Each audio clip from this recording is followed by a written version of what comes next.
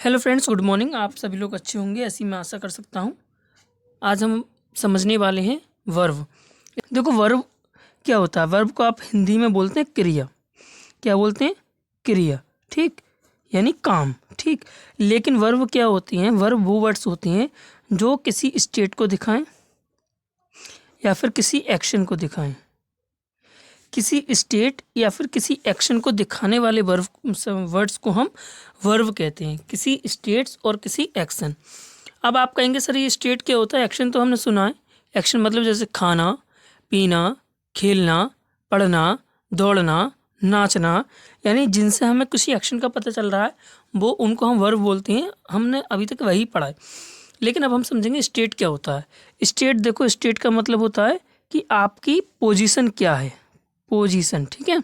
अब पोजीशन किस बात की? आपकी हेल्थ पोजीशन क्या है, आपकी समाज में पोजीशन क्या है, ठीक, आपकी माइंड में मेंटल पोजीशन क्या है, ठीक, आप माइंड में क्या सोच रहे हैं। सही है। तो वो सब वर्ड्स भी क्या होती हैं? वर्ब होती हैं। जैसे मैं एक एग्जांपल आपको देना चाहूँ। जैसे आप कहेंगे sir I am a teacher. जैसे मैंने बोला मैं एक टीचर हूँ।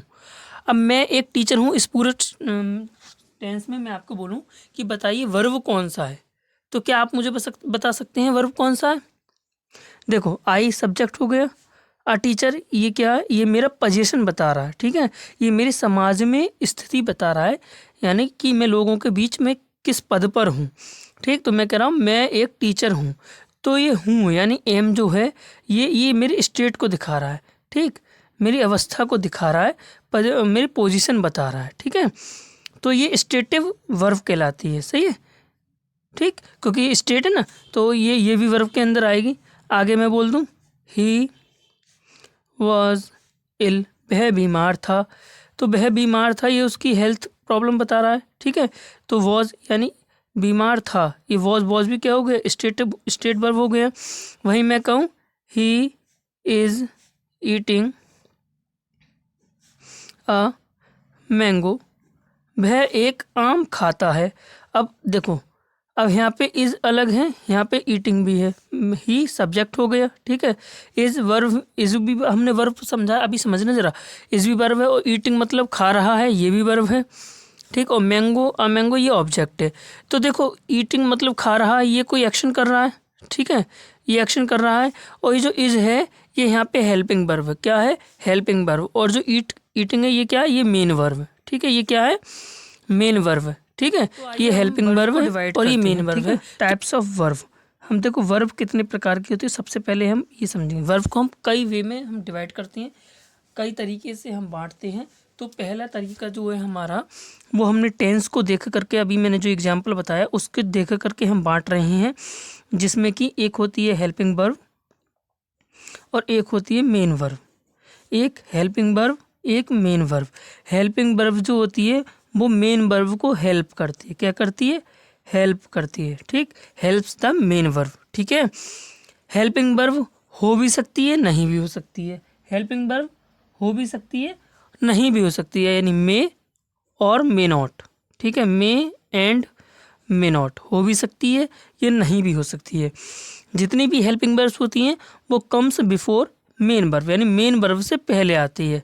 Before main verb, main verb से पहले आती हैं। कौन सी? Helping verb. देखो, हेल्पिंग वर्ब क्या होती है?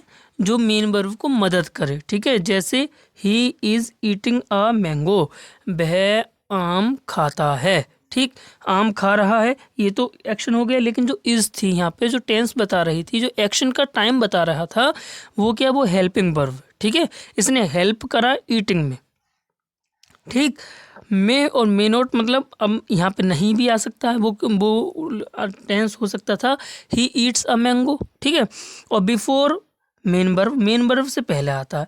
देखो, मेन वर्ब 100% टेंस में होगा।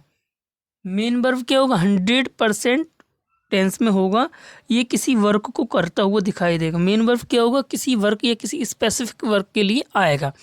ठीक है, ये इसका आना मस्ट कंपलसरी है, ये मस्ट कम। ठीक, अगर ये नहीं आएगा तो फिर टेंस नहीं बन पाएगा। अब आप कहेंगे सर देखिए हेल्पिंग वर्ब और मेन वर्ब समझ में आ गया। हेल्पिंग वर्ब जैसे इज, एम, आर, अभी आपके जो माइंड में आ रहा है उसको मैं अभी दूर करने वाला हूँ। वॉज, वर, ये और भी ETC ये थे हेल्पिंग वर्ब। मेन वर्ब आपने बोला सर कम मतलब आना, गो मतलब जाना, ठीक, डेट डेट हमने और भी पढ़े हैं। आप कहेंगे सर जैसे आपने ये बोला कि बिना मेन वर्ब के टेंस नहीं बन सकता, ठीक है। अभी आपने ये लिखा था, आपने लिखा था, क्या लिखा था, आपने लिखा था कि आई एम अ टीचर, सही है, यही तो लिखा था मैंने, आई एम अ टीचर। आपने बोला सर मेन वर्ब आना चाहिए, इसमें तो कोई मेन वर्ब है ही नहीं, ठीक है, किसी काम को दिख ही नहीं रहा है, तो आप फिर कैसे कह सकते हैं कि टेंस में तो ये जरूर आता है, इसमें तो आया ही नहीं। तो देखो इसमें जो ये जो हेल्पिंग वर्ब है ना, यही मेन वर्ब का काम कर रही है। यही किस वर्ब का काम कर रही है, यही आपको मेन वर्ब का काम कर रही है, ठीक है। हेल्पिंग वर्ब किसका काम कर रही है, मेन वर्ब का काम कर रही है। यानी ऐसे हेल्पिंग वर्ब जो कि मेन वर्ब का काम करते हैं उनको हम प्राइमरी ऑक्सिलरी वर्ब बोलते हैं। कौन से, प्राइमरी ऑक्सिलरी वर्ब बोलते हैं। ऐसे हेल्पिंग वर्ब जो कि मेन वर्ब का भी काम करते हैं उन्हें क्या कहते हैं हम, प्राइमरी ऑक्सिलरी वर्ब बोलते हैं। अब आप कहेंगे सर ये प्राइमरी ऑक्सिलरी वर्ब कौन कौन से होते हैं, तो जी ये 3 होते हैं। कौन, डू, वी और हैव। डू, वी और हैव ये मेन वर्ब का भी काम करते हैं, एज वेल एज ये हेल्पिंग वर्ब तो हैं ही है, हेल्पिंग वर्ब तो हैं ही, एज वेल एज ये मेन वर्ब का भी काम करते हैं, इसलिए हम इनको प्राइमरी ऑक्सिलरी वर्ब कहते हैं, ठीक।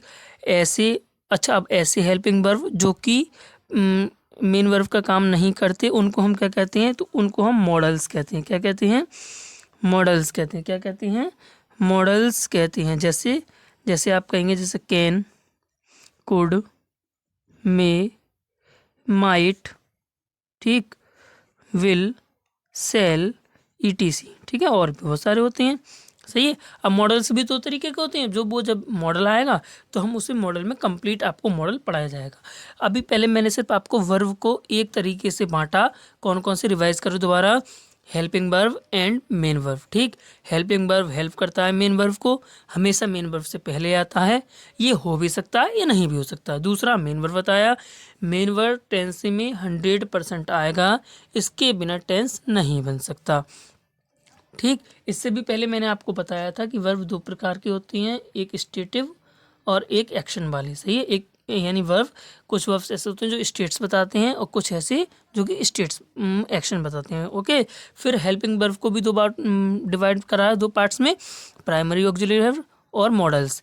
प्राइमरी ऑक्सिलरी वर्ब वो वर्ब होते हैं जो कि हेल्पिंग वर्ब्स तो होते हैं, साथ ही साथ मेन वर्ब का भी काम करते हैं, ठीक है। किसका काम करते हैं, मेन वर्ब का भी काम करते हैं। तो देखो मैंने अभी मेन वर्ब बोला था ना, तो मेन वर्ब में कितने मेन वर्ब अभी मैं समझा रहा था, उसमें आपको कही थी कि जैसे आई एम ए टीचर, वहाँ पे स्टेट बता रहा था, तो इसी तरीके से मेन वर्ब को हम 2 पार्ट्स में डिवाइड करते हैं। एक तो होता है डायनेमिक, कौन सा, डायनेमिक, और एक होता है स्टेटिक, स्टेटिव। डायनेमिक मतलब जो ऐसे मेन वर्ब्स जो एक्शंस बताते हैं, और स्टेटिव जो कि स्टेट बताते हैं, ठीक है। स्टेटिव जो कि स्टेट बताते हैं, जो एक्शंस बताते हैं, जो स्टेट बताते हैं, ठीक है। जैसे मैं कहूँ I teach English, I teach English, मैं इंग्लिश पढ़ाता हूँ, यानी ये मेरे काम करा बता रहे हैं, एक्शन बता रहे हैं कि मैं कुछ कर रहा हूँ। जब मैं कुछ कर रहा हूँ ये काम बता रहे हैं, तो हम इसको क्या कहेंगे, इसको कहेंगे हम डायनेमिक वर्ब। आगे मैंने बोला I know you, I know you, मैं आपको जानता हूँ, मैं आपको जानता हूँ, तो इसमें किसी बात का एक्शन नहीं हो रहा, इसमें मेरे माइंड के स्टेट बताया जा रहा है कि मैं आपको जानता हूँ, तो ये कौन सा वर्ब हो गया, स्टेटिव वर्ब हो गया, ठीक है, सही है। इसी तरीके से एक होते हैं ट्रांजिटिव वर्ब, कौन से verb, transitive verb, okay, and second intransitive verb. अब मैं ये क्यों पार्ट्स करा रहा हूँ उसका भी रीजन आप सुनिएगा ध्यान से, ठीक है। Transitive verb and then intransitive verb, तो ट्रांजिटिव वर्ब और इंट्रांजिटिव वर्ब कौन से होते हैं वो समझेंगे। देखिए ट्रांजिटिव वर्ब वो वर्ब होते हैं जिनको ऑब्जेक्ट की ज़रूरत होती है, यानी प्लस ऑब्जेक्ट, ऑब्जेक्ट उनमें आता ही आता है। ऑब्जेक्ट का मतलब होता है ऐसा एक्शन जो किसी पर किया जाता है, ठीक है, ऐसा काम जो किसी वस्तु पर किया जाता है, किसी व्यक्ति पर किया जाता है। कहने का मतलब है ट्रांसिटिव जो वर्ब होते हैं वो या तो हमें व्हाट का आंसर देते हैं यानी क्या कर रहे हैं आप, या फिर whom का आंसर दे देते हैं यानी किसे, ठीक, किसको, किसे, ठीक। व्हाट का आंसर देते हैं या फिर whom का आंसर देते हैं, उन वर्ब्स को हम ट्रांजिटिव वर्ब कहते हैं। ऐसे वर्ब्स, ऐसे यानी ऐसे वर्ब जिनमें ऑब्जेक्ट की ज़रूरत नहीं होती, ऑब्जेक्ट की आवश्यकता नहीं होती, उनको इंट्रांसिटिव वर्ब कहते हैं। पहले मैं एग्जांपल समझाऊंगा फिर बताऊंगा कि ये मैंने आपको क्यों समझाया, ठीक है। जैसे मैंने बोला आई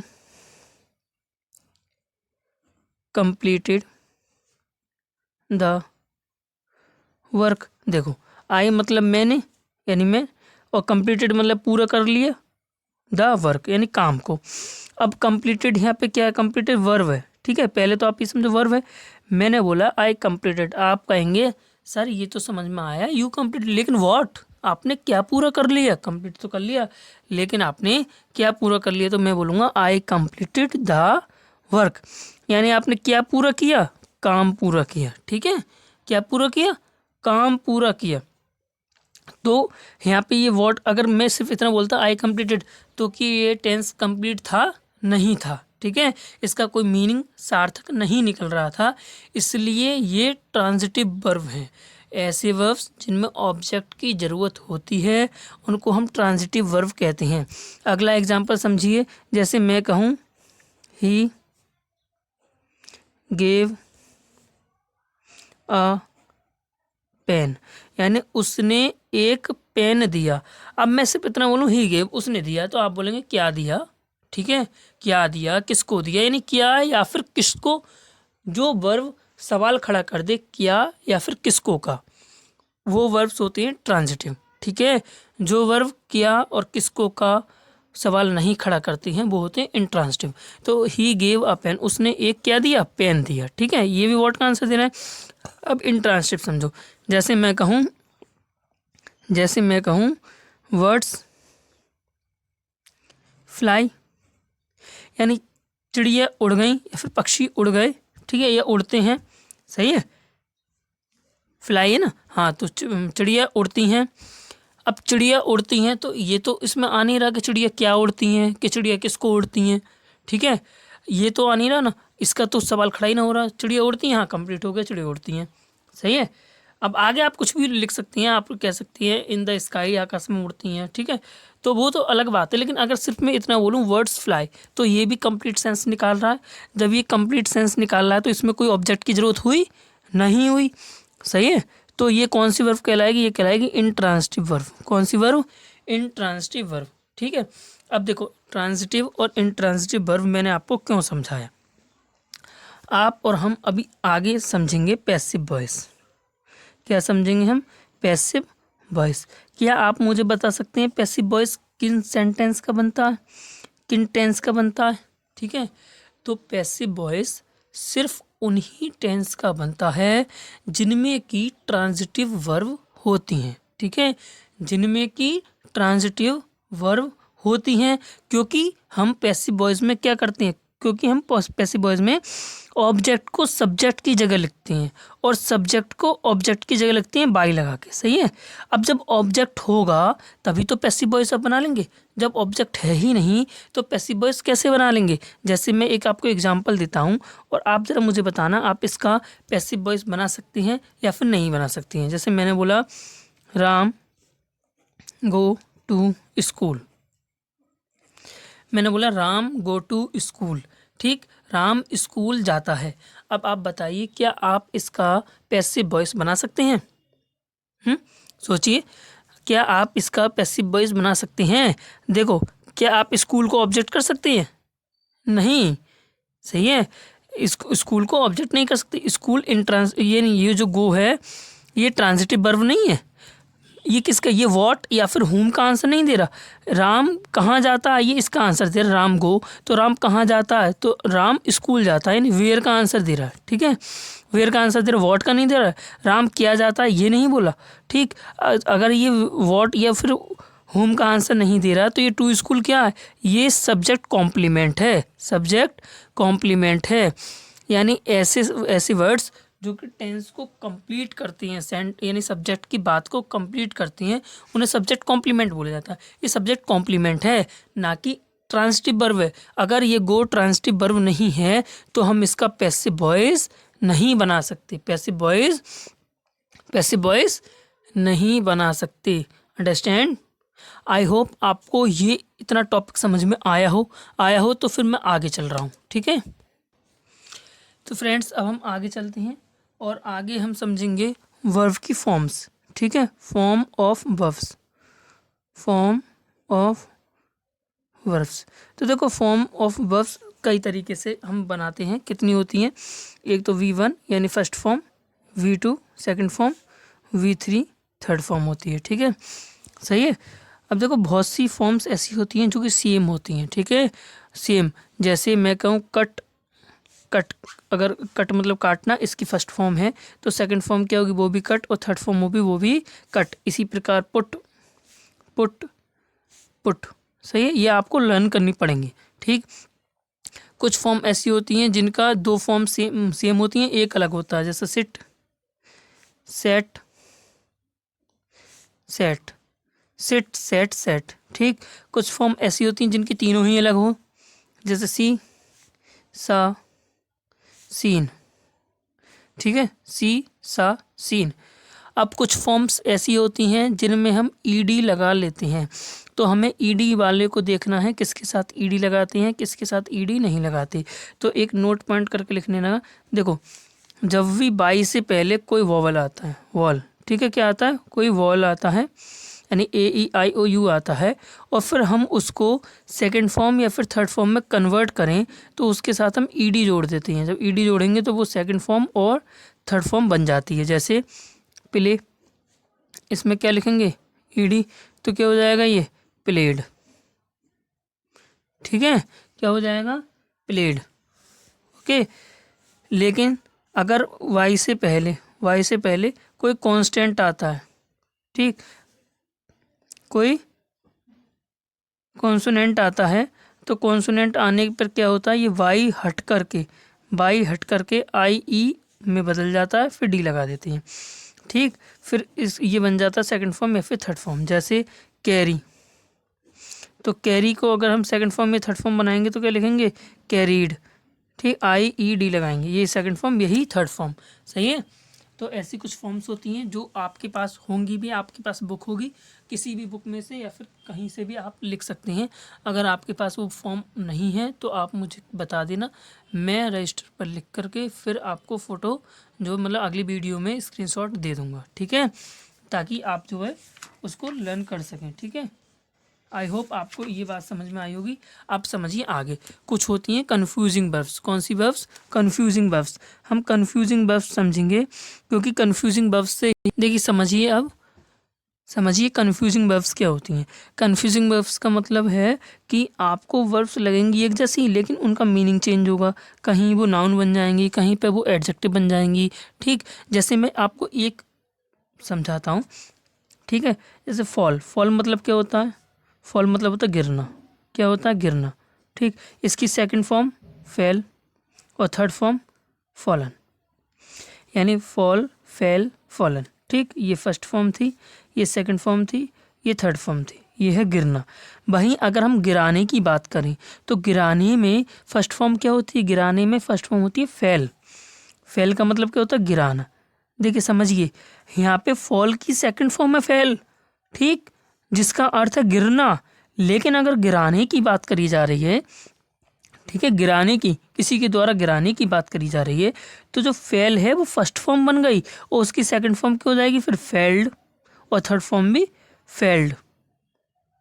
ठीक, देखिए समझिए, फॉल, फेल, फॉलन मतलब गिरना, और फेल, फेल्ड, फेल्ड मतलब गिराना। ठीक, ये एग्ज़ाम में ज़रूर आते हैं। यहाँ से क्वेश्चन जो होते हैं, जो है ना, कन्फ्यूज़, नाम ही है कन्फ्यूजिंग वर्ब्स, ठीक है। ऑप्शन होगा, आप समझेंगे फेल तो सेकंड फॉर्म में, आनी तो फर्स्ट फॉर्म से ही है, तो आप एरर मार्क कर आएंगे कि यहाँ पे फॉल होना चाहिए, लेकिन वो फर्स्ट फॉर्म ही थी फेल। सही है, फर्स्ट फॉर्म ही थी। या फिर हो सकता है फॉल आए, लिख दिया फेल, ठीक। तो आपको ये लगे कि फेल तो हमने फर्स्ट फॉर्म में पढ़ी, तो इसको बड़े ध्यान से पढ़ना है और याद करना है। ऐसे अगली हम समझेंगे। अगली वर्ब है हैंग। देखो हैंग मतलब क्या होता है? हैंग मतलब होता है लटकाना, टांगना या फिर लटकाना। जैसे किसी पिक्चर को लटकाना, ठीक, किसी वस्तु को लटकाना, किसी हैंगर जो होते हैं ना उनको लटकाना, ठीक, कपड़ों को लटकाना। तो हैंग मतलब क्या होता है? लटकाना। अब हैंग की सेकंड फॉर्म क्या होती है? हंग। और थर्ड फॉर्म भी हंग, HUNG। हैंग मतलब लटकाना, हंग, हंग मतलब भी लटकाना। अगर वहीं पर अगर मैं बात करूं, एक हैंग का दूसरा मतलब भी होता है, जिसका मतलब होता है फांसी पे चढ़ाना, फांसी पे लटकाना या फिर फांसी पे चढ़ाना। अगर हम फांसी पे चढ़ाने की बात करेंगे ना, तो सेकंड फॉर्म क्या हो जाएगी? तो सेकंड फॉर्म हो जाएगी हैंग्ड, थर्ड फॉर्म भी हैंग्ड, ठीक, सही है। तो देखो हैंग मतलब क्या था? लटकाना, जिसकी सेकंड फॉर्म हंग, थर्ड फॉर्म भी हंग। हैंग मतलब क्या था? फांसी पे चढ़ाना, जिसकी second form hanged, third form भी हैंग्ड, ठीक है, सही है। इसी तरीके से एक और समझे। विड मतलब क्या होता है? विड मतलब होता है बोली लगाना। विड मतलब बोली लगाना, बोली लगाना। और विड की सेकंड फॉर्म और थर्ड फॉर्म सेम ही रहती हैं, यानी विड, विड, विड, ठीक। विड, विड, विड मतलब बोली लगाना, ठीक है। अगर वहीं हम बात करें, विड का एक दूसरा मतलब भी होता है, जिसका मतलब होता है आदेश देना या फिर अभिवादन करना। आदेश देना या फिर अभिवादन करना। आदेश देना या फिर अभिवादन करने के सेंस में बिड की सेकंड फॉर्म क्या होती है? Bed, bid, bed. और थर्ड फॉर्म बिडन, ठीक। देखो बिड मतलब क्या था? बोली लगाना। जब बोली लगाना था तो तीनों form same, bid, bid, bid.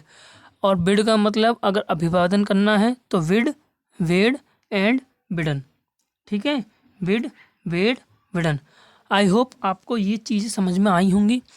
अगर आपको समझ में आई हैं तो आप कमेंट बॉक्स में बताएं, ताकि और भी जितनी भी कंफ्यूजिंग वर्ब्स हैं मैं उनको एक अलग वीडियो में बना सकूं, ठीक। वर्ब में फ़िलहाल इतना ही था। इसके बाद आप क्वेश्चंस की प्रैक्टिस कीजिए, ठीक। जहाँ समझ में नहीं आए, जो चीज़ समझ में नहीं आ रहा है या फिर जो भी आपको लग रहा है कि मैं पढ़ रहा हूँ वहाँ रह गया है, तो वो आप कमेंट कीजिए, उस पर मैं दोबारा वीडियो बनाऊँगा, ठीक है, सही है। आपको पूरी कोशिश करूँगा पूरे अच्छी तरीके से समझाने की, ठीक। तो आई होप आपको ये वीडियो अच्छी लगी हो, और अगर अच्छी लगी हो तो कमेंट में ज़रूर बता देना, ताकि हमें पता चले हमारी मेहनत सफल हो रही है या फिर नहीं। Thank you for watching.